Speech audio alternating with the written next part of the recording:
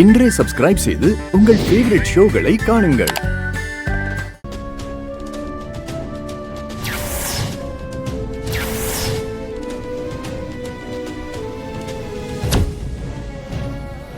நான் காஃபில கலந்துருக்கிறது ஸ்லோவா வேலை செய்யற பாய்சன் ரகம். அதனால நீ இதை குடிச்சா உடனே சாக மாட்ட, கொஞ்சம் லேட்டா தான் சாவ. ஒரு எச்சரிக்கைக்காகத்தான் நான் இப்படி செஞ்சிருக்கேன்.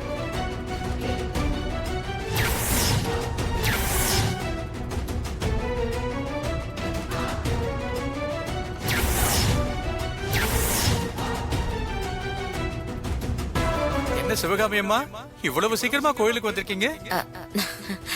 இன்னைக்கு என் பொண்ணுக்கு கல்யாணம் இல்ல, அதான் திருமாங்கல்யத்தை அம்மன் பாதத்துல வச்சு கும்பிட்டுட்டு போலான்னு வந்தேன். ரொம்ப சந்தோஷம்மா. ஐயா, ஒரு பெரிய தப்பு நடந்து போச்சுங்க ஐயா. என்ன தப்பு நடந்து போச்சு? ஐயா, நம்ம கோயில் நகைங்க திருடு போயிடுச்சுங்க ஐயா. எப்படி திட்டு போச்சு? தெரியலங்க ஐயா. நான் காலையில கோவிலுக்கு பூஜை பண்ண போனேன்.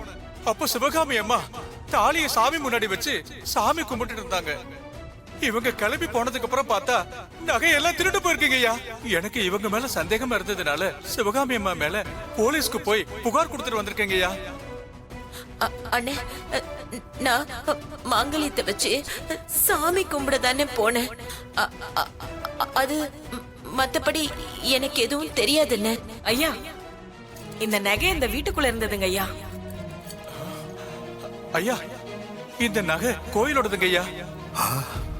அண்ணே, நான் தப்பு பண்ணலன்னு என்ன நம்புகண்ணே.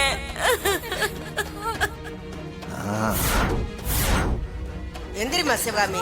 அம்மா சிவகாமி, சிவகாமி, சிவகாமி, அடுத்தது பாருமா.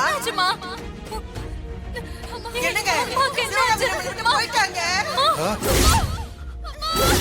சிவகாமி, நல்ல வேளை நாம காஃபில விஷம் வச்சுதான் இவ செத்தான்னு யாருக்கும் தெரியல. இத அப்படியே மெயின்டைன் பண்ண வேண்டியதுதான்.